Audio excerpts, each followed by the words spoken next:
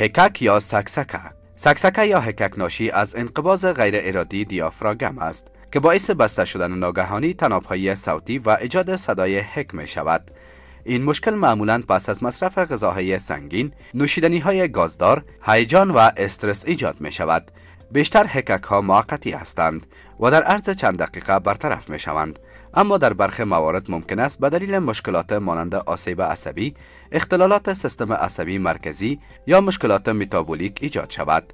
اگر هکک بیشتر از 48 ساعت طول بکشد یا فعالیت‌های روزانه مانند خواب، غذا خوردن یا تنفس را مختل کند، باید به دکتر مراجعه کنید.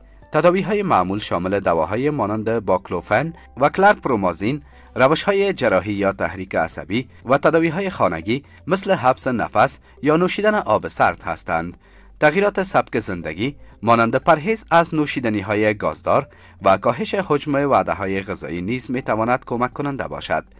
اگر هکک به طور مداوم ادامه یابد، باید علت آن توسط دکتر بررسی و درمان شود.